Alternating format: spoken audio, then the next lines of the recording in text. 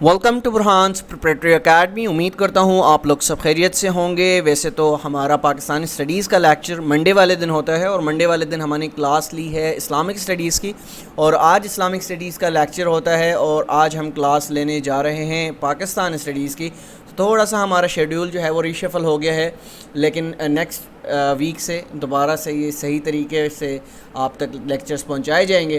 تو آج کے لیکچرز میں ہم نے جو چیزیں ڈسکس کرنی ہیں, لیکچر نمبر 11 میں ہم قائد اعظم کے 14 پوائنٹس کا ذکر کریں گے. اور 14 پوائنٹس آپ جانتے ہیں کہ بہت سے ایگزامس میں آپ سے پوچھے جاتے ہیں, تو 14 پوائنٹس میں ہم انشاءاللہ آپ کو بتائیں گے کہ وہ کون سے 14 پوائنٹس تھے جو قائد اعظم نے پیش کیے تھے. اور پھر اس کے بعد لیکچر نمبر 12 بھی آپ کو پہنچایا جائے گا, اور لیکچر نمبر 12 کے اندر بھی ہم نے موسٹ امپورٹنٹلی انہی ٹاپکس کا ذکر کیا ہے جو کہ ایگزامس پوائنٹ آف ویو سے بہت زیادہ ہیں, اور اسی کی پی ڈی ایفس آپ کو یعنی ویڈیو کے فوراً بعد آپ کو, جیسا کہ آپ کو معلوم ہے کہ مل جاتی ہیں. تو اپنے لیکچر کی طرف بڑھتے ہیں.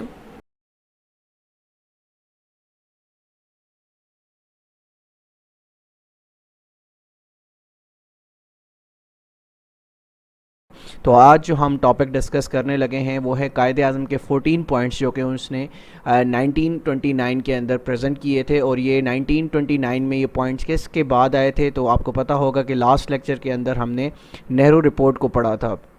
ٹھیک ہے, نہرو رپورٹ کے جواب میں قائد اعظم نے اپنے فیمس 14 پوائنٹس جو کہ ہم بچپن سے ڈفرینٹ بکس کے اندر, پاکستان اسٹڈیز کی بک کے اندر ہم پڑھتے ہوئے آ رہے ہیں. تو اب میں انشاءاللہ کوشش کروں گا کہ ان 14 پوائنٹس کو آپ کو بڑے آسان طریقے سے بتا سکوں, بڑے آسان طریقے سے سمجھا سکوں, تاکہ ڈسکرپٹیو ٹیسٹ کے اندر بھی اگر یہ آپ سے پوچھے جائیں 14 پوائنٹس تو آپ اس کو بڑے آسان انداز سے, بڑے احسن انداز سے اس کو ڈسکرائب کر سکیں. ٹھیک ہے, تو ہم اب آگے چلنے لگے ہیں اور دیکھتے ہیں کہ قائد اعظم کے 14 پوائنٹس کون کون سے تھے. ٹھیک ہے, تو ابھی ہم دیکھ لیتے ہیں اس کو کہ 14 پوائنٹس میں کیا کیا ذکر کرنا ہے ہم نے. At the meeting of the Muslim League in Delhi, ٹھیک ہے, دہلی میں یہ میٹنگ ہوتی ہے مارچ 28 1929 کو. ٹھیک ہے, یہ ڈیٹس آپ نے یاد رکھنی ہے. پاکستان اسٹڈیز میں بہت امپورٹنٹ جو چیز ہوتی ہے سمجھنے کی وہ ہوتی ہیں ڈیٹس. ٹھیک ہے, کافی لوگوں کو ڈیٹس یاد نہیں ہوتی اور ڈیٹس ہی آپ سے پوچھی جاتی ہیں one paper M C Qs کے اندر. تو 28 مارچ 1929 کو قائد اعظم محمد علی جناح نے اپنے فیمس 14 پوائنٹس جو ہیں وہ پریزنٹ کیے تھے. ٹھیک ہے, کس کے مقابلے میں پریزنٹ کیے تھے؟ نہرو رپورٹ کے حوالے سے پریزنٹ کیے تھے اس کے جواب میں. اور نہرو رپورٹ کب آئی تھی؟ 1928 میں آئی تھی. ٹھیک ہے, آگے ہم چلتے ہیں. Rejected the Nehru report, he maintained that no scheme for the future government of India would be accepted to the Muslims. ٹھیک ہے, تو انہوں نے یہ کیٹیگوریکلی قائد اعظم محمد علی جناح صاحب نے اس کو ریجیکٹ کیا تھا, اس نہرو رپورٹ کو ریجیکٹ کیا تھا. اور اس نہرو رپورٹ میں کیا کیا نکات تھے وہ میں لاسٹ لیکچر میں آپ کو بتا چکا ہوں, تو آپ نے وہ لیکچر دیکھنا ہے. اچھا, مولانا محمد Ali Jauhar help the Quaid Azam to draft 14 points. تو یہ کوشچن بہت زیادہ پوچھا جاتا ہے ڈفرینٹ ایگزامس کے اندر کہ قائد اعظم نے جب 14 پوائنٹس کو ڈرافٹ کیا ہے اس میں کس نے قائد اعظم محمد علی جناح کی ہیلپ کی ہے؟ تو مولانا محمد علی جوہر نے قائد اعظم کو ان 14 پوائنٹس بنانے میں مدد کی تھی. اور مولانا محمد علی جوہر ہی وہ واحد بندے تھے جنہوں نے قائد اعظم کو آل انڈیا مسلم لیگ جوائن کرنے کی دعوت بھی دی تھی. تو مولانا محمد علی جوہر کے حوالے سے بھی ہم آلریڈی آپ کو بتا چکے ہیں, ان کی کنٹریبیوشنز کیا ہیں پچھلے لیکچرز میں بتا چکے ہیں, تو وہ لیکچرز آپ نے ضرور دیکھنے ہوں گے. اس کے بعد ہم دیکھتے ہیں دا 14 points of Quaid Azam are as follows. ہم ان 14 پوائنٹس کو بڑے احسن انداز میں, امید کرتا ہوں بڑے آسان طریقے سے آپ کو سمجھانے کی کوشش کروں گا تاکہ آپ کو لانگ ٹرم یہ چیزیں یاد رہیں. اور ڈسکرپٹیو جو ایگزام ہوتا ہے F P S C conduct کرتی ہے یا S P S C conduct کرتی ہے, کوئی بھی ڈفرینٹ ٹیسٹنگ ایجنسی کنڈکٹ کرتی ہے, تو اس میں ڈسکرپٹیو ایگزامینیشن میں اگر قائد اعظم کے حوالے سے آپ سے پوچھے جائیں 14 پوائنٹس تو وہاں پر آپ آسانی کے ساتھ اس کو پریزنٹ کر سکیں. تو سب سے پہلا جو پوائنٹ تھا قائد اعظم کا وہ تھا federal constitution with the residual powers to the provinces, یعنی پروونسز کو جو ہے وہ ریزیڈل پاورس دیے جائیں.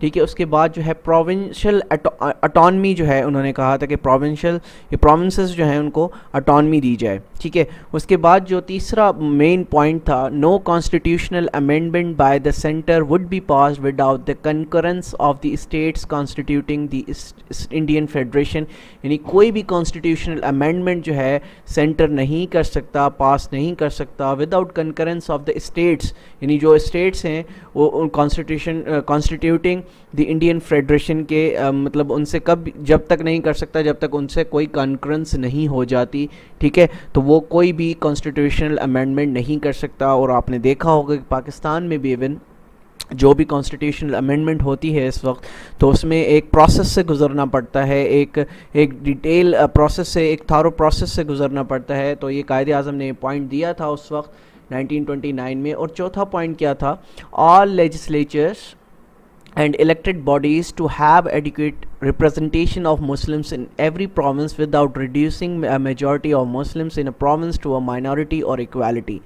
All legislatures and elected bodies to have adequate representation of Muslims, یعنی وہاں پر جو مسلمانوں کی ریپرزنٹیشن ہوگی وہ لازمی ہوگی ہر پروونس کے اندر, without reducing a majority of the Muslims in the province to a minority or equality, ٹھیک ہے. اس کے بعد جو ففتھ پوائنٹ تھا, ایڈیکویٹ ریپرزنٹیشنز ٹو مسلمس, یعنی مسلمانوں کے حوالے سے ایک انف, یعنی ایک تعداد میں, ایک اچھی تعداد میں وہاں پر ریپرزنٹیشنز جو ہیں وہ شامل ہوں in the services and the self government bodies کے اندر, ٹھیک ہے. اس کے بعد 6 پوائنٹ تھا, یہ جو بہت امپورٹنٹ پوائنٹ ہے, 1/3 of Muslim representations in the central legislature.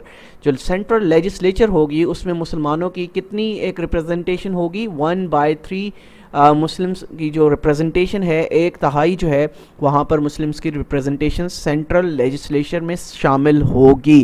اس کے بعد ہم دیکھتے ہیں in any cabinet at the centre. At centre سے جب ہم مراد بات کرتے ہیں, سینٹر سے کیا مراد ہے؟ اب پاکستان میں آپ دیکھیں گے 4 پروونسز ہیں, ٹھیک ہے.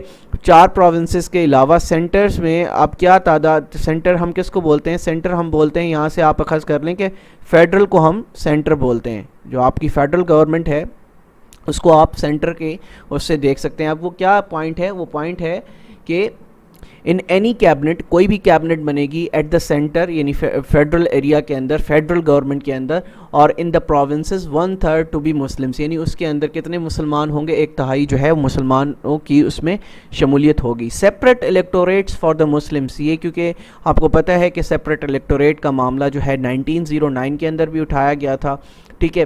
اور ایک ٹاپک رہ گیا ہے آپ لوگوں کا, میں مس کر گیا ہوں, لکھنؤ پیکٹ. انشاءاللہ میں ابھی کوشش کروں گا کہ اس کو بنا کے تھوڑا سا پوائنٹ وہ آپ لوگوں تک پہنچا دوں, کیونکہ وہ ہم ٹاپک مس کر گئے ہیں.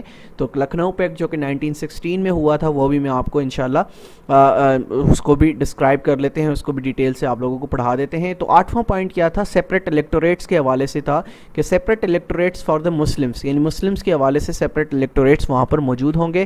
اچھا, 9واں پوائنٹ کیا تھا؟ نو بل اور ریزولیشن, کوئی بھی بل یا resolution in any legislature to be passed in the 3/4 of the minority community consider such a bill or resolution to be against their interest, ٹھیک ہے. تو یہ کوئی بھی بل یا کوئی بھی ریزولیشن جو ہے لیجسلیچر میں پاس جو ہے 3/4 مائنورٹی میں نہیں ہوگی, اور such bill or resolution to be against their interest.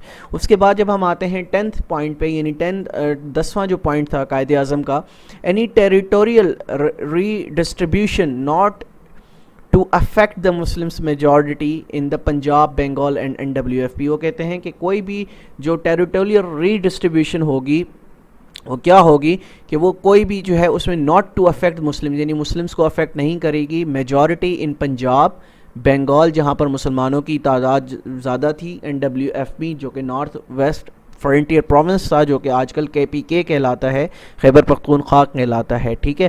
تو وہ اس پر افیکٹ نہیں کرے گی, ٹھیک ہے. اس کے بعد 11 پہ انہوں نے کیا تھا کہ separation of Sindh from Mumbai, جو کہ اب جیسا کہ آپ کو پتہ ہے کہ 14 پوائنٹ میں سے ہمیں بچپن میں کوئی ایک پوائنٹ یاد نہیں ہوتا تھا, تو لیکن ایک پوائنٹ ہمیں یاد ہوتا تھا, وہ یہ ہوتا تھا کہ separation of Sindh from Mumbai, یعنی سندھ کو جو ہے وہ ممبئی سے الگ کر دیا جائے. تو یہ پوائنٹ جو ہے ہمیشہ ہمیں یاد رہتا تھا.